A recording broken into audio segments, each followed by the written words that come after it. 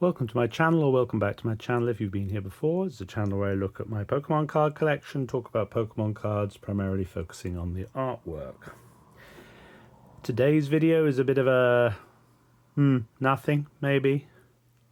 I'm going to be looking at, it's just sort of an update video. We'll start with this one. My Metazo collection. I'm very fond of Metazo ever since the early days. Early days. It was quite recently, wasn't it? It was 2024, last year. But this is my Metazo collection, which is currently missing one card. Well, it isn't out yet, so it isn't missing a card at the moment, but it is missing a card, if you know what I mean. So I collect Metazo in Japanese and English prints only. I don't go for other languages. I got very pissed off when they did this because the Master Balls were so expensive, but I have finally picked up both the Japanese and the English versions of the Master Balls of this beautiful card. Before this card came out, this was a very cheap collection, but that made it an expensive collection. That's why I'm pissed off with it. But it was the fun of collecting all these different Noctowls, all the different prints, both Japanese and English.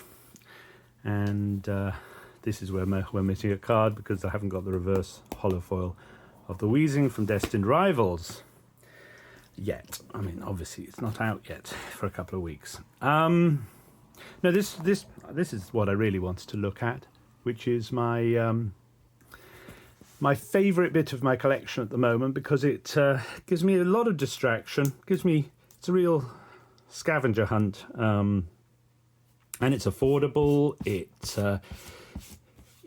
gives me the whatever it is, the endorphins, I guess, of collecting. So this is my specific cards in various languages binder. Now, Charcadet, if you've seen any of my videos before, you might know that I am obsessed with Charcadet in the latest generation. It's my favourite of the Gen 9 Pokemon, and my goal was to collect Charcadets, every print of every Charcadet, in primarily English, Japanese, obviously, French, German, Spanish, Italian, occasionally other languages if I can get them. Korean I can often get, sometimes Chinese. Very hard to find the Southeast Asian cards. I'm still looking, trying. It's an ongoing project. Portuguese, harder to get, but on the whole, I mean, all of these Charcadets are all different. Every card is different. There's no duplicates. So we have the... it makes for a really, satisfying binder when you've got these pages and pages of with no obvious holes. We've got some Korean ones here and variants, etc. So there have been a lot of Charcadet cards, considering it's a Gen 9 Pokemon. It's had more cards than a lot of Gen 2 or 3 Pokemon.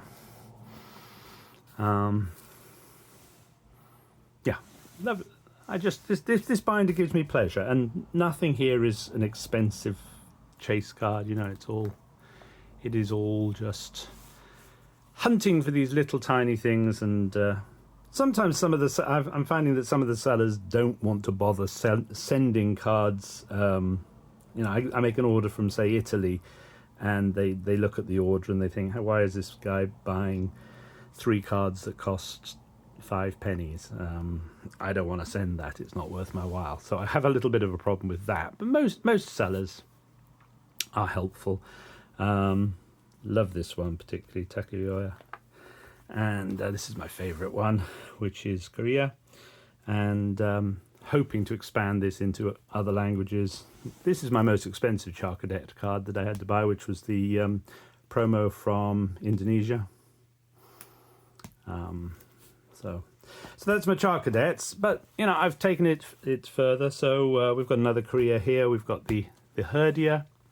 I would love something to fill here, which would be something like the Korean or the Chinese would go in this hole here.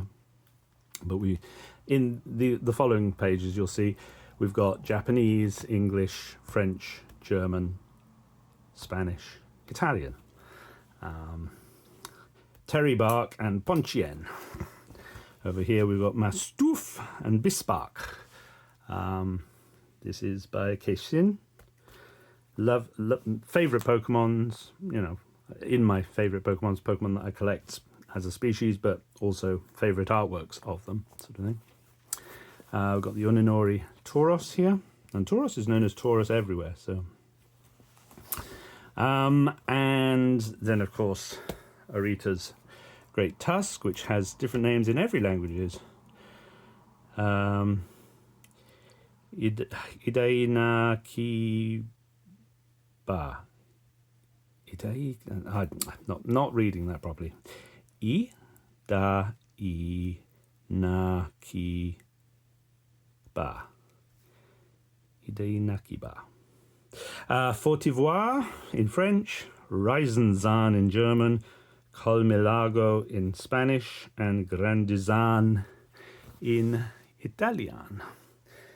And as you might know if you've seen my videos before, I am obsessed with this card, so you know I have a lot of it, and that's not all of it.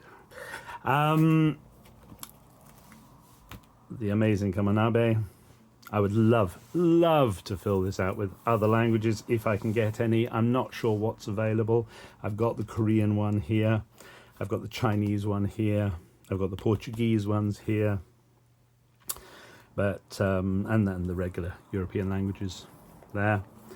There's this Akitsu Tropius, which I absolutely adore, which I've got in all the regular languages. That's just a double, I think, of the.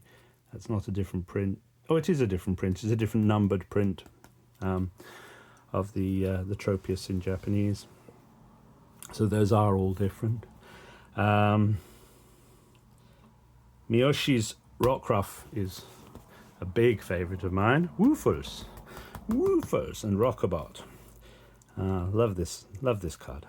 Absolutely adore it. So for me, this is a very pleasing page of a binder and really, really affordable. Really affordable to just collect these. These are my next couple of projects. More Kamanabe. So when the set is properly released, I'll be able to get all the European languages of those two. And I'm kind of working on this Akitsu Hawlucha half-heartedly, actually, to be honest.